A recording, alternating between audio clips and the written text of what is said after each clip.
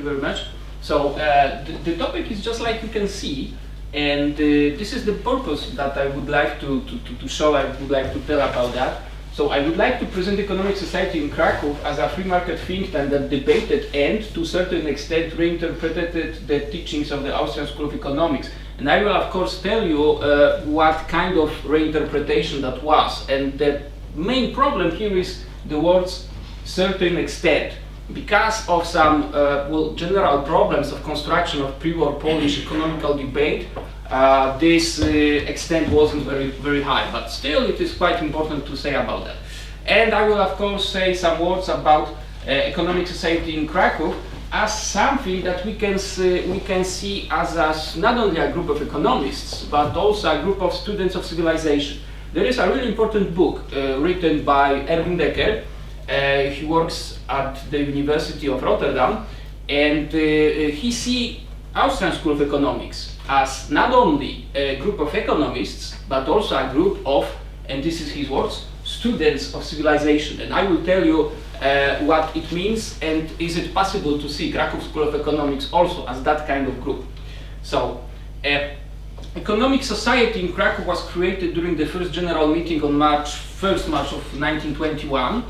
And these are the aims or the goals that they would like to, that they wanted to achieve. And of course they are quite typical if we are talking about this kind of organizations, these kind of institutions, except one. And it is the first one. Supporting an endeavor determined to improve the productivity of the nation on the basis of free market ideas.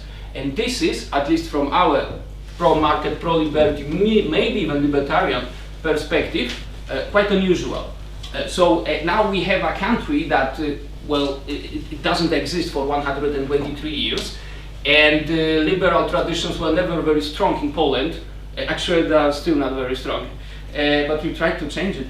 And now we have a group which was quite influential back in Second Republic, that as a first goal that they want to achieve are using that they will be doing it on the basis of free market ideas. So this is something new and this is something extra. We can say, at least in my opinion, that probably this group was one of the first internationally regarded pro-market, maybe not a libertarian, but classical liberal think tank. This is something new, so it's before FEE, it's before American Institute of Economic Research, and they were one of the first ones. So this is important from at least my perspective. And by the way, why some guy from Poland with his terrible Slavic harsh accent is now talking about the importance of remembering about some economists from pre-war Poland? Well, at least from perspective of culture, it is very important to show that they were, or at least that we can have some kind of heroes that were already doing something that we are doing now. And this is important to remember about Ludwig von Mises, it is important to remember about Friedrich August von Hayek, not only as great economists, because that's obvious, but also as people who, they just wanted to achieve something, right? So they were intellectuals. They tried to change the way that history will go. And it's easy if you are talking about so great and strong figures like Mises or Hayek, but in Poland we just don't have this tradition. And we need to gather all the scraps of the Polish liberal tradition to propose to nowadays people an idea that being pro-marketer is something good not only if you are living in Arizona or Alaska. So this is the goal. By the way, what these people are doing, so typical stuff. If you are activist in think tank or in NGO, you're probably doing the same.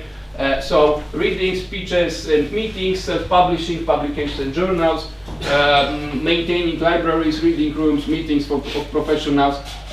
It can be seen that the Economic Society in Krakow was a kind of group of economists, entrepreneurs, activists who were interested in talking to so-called laymen, but at the same time they were producing papers for the government.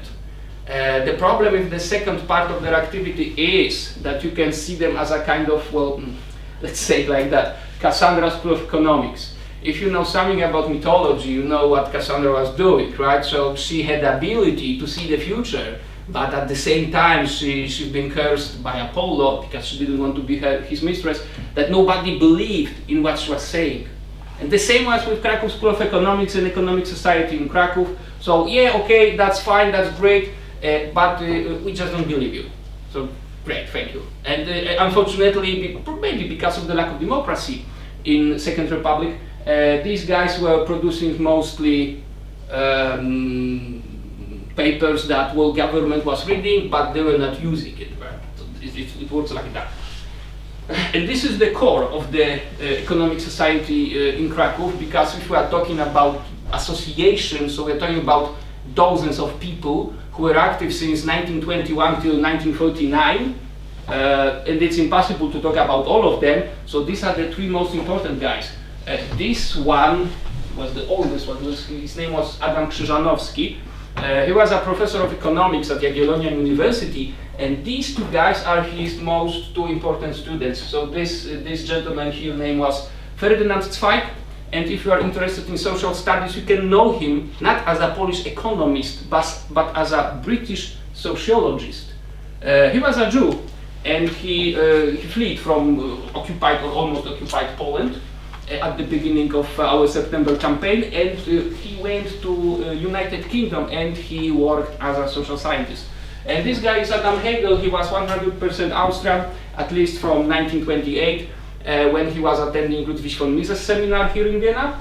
And to these guys, you can call them, I don't know, maybe post-classics or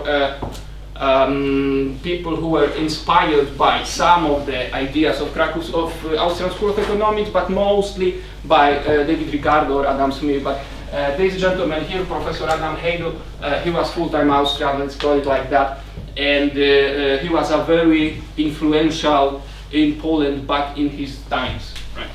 Now he's rather forgotten. Well, the question is, why then and why in Krakow? I think that the answer is, I will start from the answering why Krakow. As you know, Poland had no independence in 19th century, right? So we had no state, but there were Poles as a nation. And our history was divided in, well, actually in three. So some Poles were living in Tsarist Russia, some Poles were living in Germany, and some Poles were the citizens of Austria-Hungary. And in comparison to other to these countries, Austria-Hungary was the most liberal one. So in Polish universities, in Krakow and Lemberg, which is Lwów in Polish, the language of lectures was Polish, right? And in Krakow, which is also very important, we had two quite, well, at least in Poland, quite known economists in 19th century who were liberals. One of them was Julian Dunajewski, who was also a Minister of Treasury of Austria. And second one was Professor Czerkawski, who was an Austrian. Well, he personally described himself as an Austrian. And this is why it was Krakow, not Lemberg. So first thing is general, let's say, liberal tradition of two Polish universities in Austria, in former Austria-Hungary terrain. And second thing is, well, personal achievements and personal fame of two liberal economists from 19th century. So that's the thing. Well, creation of economic society in Krakow, if we're talking about the time, wasn't nothing special. As you can see, back then we have many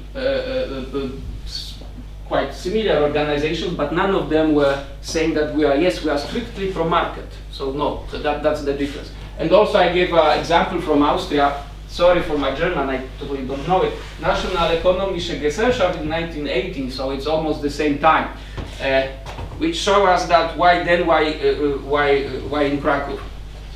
And by the way, the scope of the interest, so it changed a bit. But back in 20s, the main problem for Poland was what to do with three totally different parts of the country and how to create national economy, right? And in 30s, the general problem was, of course, Great Depression. And in Poland, we have, well, as a rather poor country and with rather not very smart politicians who are actually officers of the military, we were unable to defend, to combat the crisis.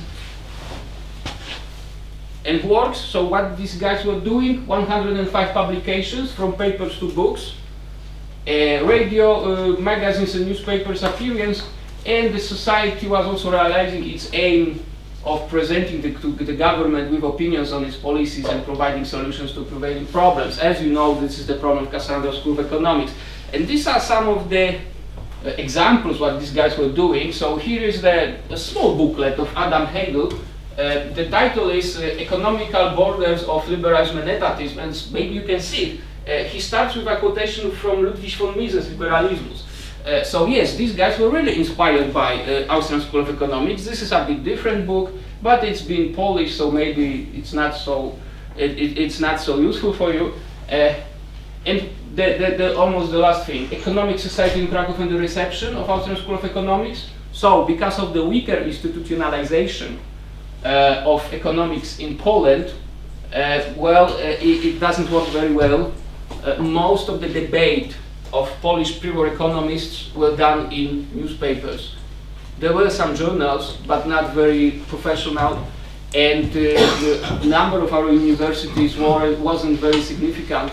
And Adam Hegel, after his return from Vienna, where he was studying for a few months, he showed how small Polish economic debate is by comparing how many books you have in library of University of Vienna and how not too many books we had in library of Jagiellonian University, because I'm talking about books on economics.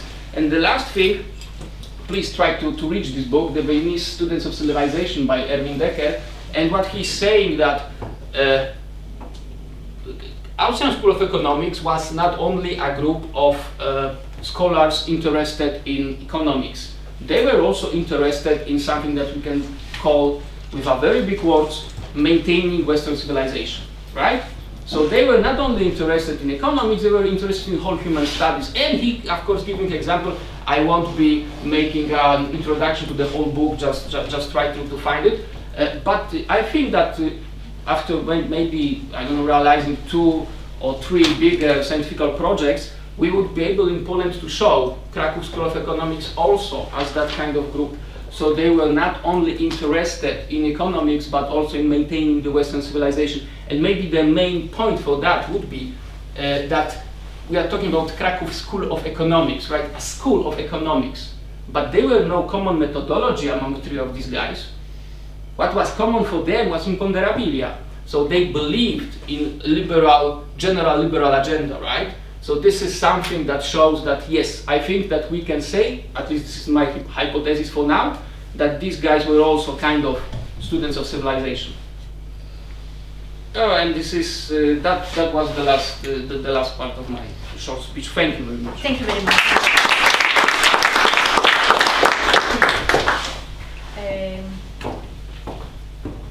Okay. There are questions. Yes. Sorry, I'm sorry. I thought that I'm totally run of time. Sorry.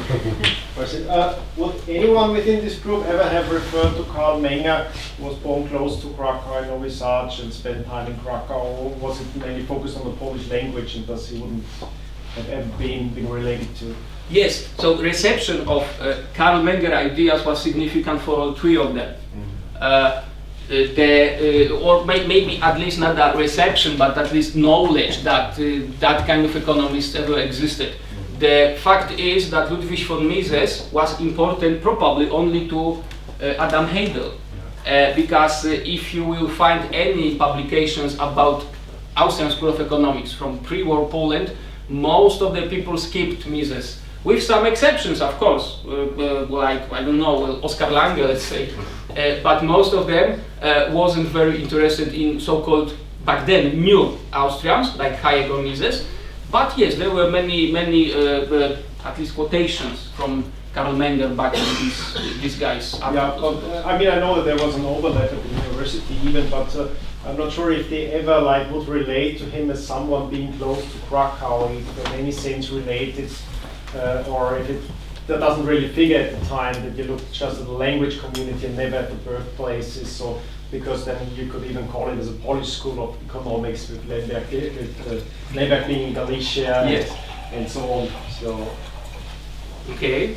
Did they ever have claimed a kind of pride? No.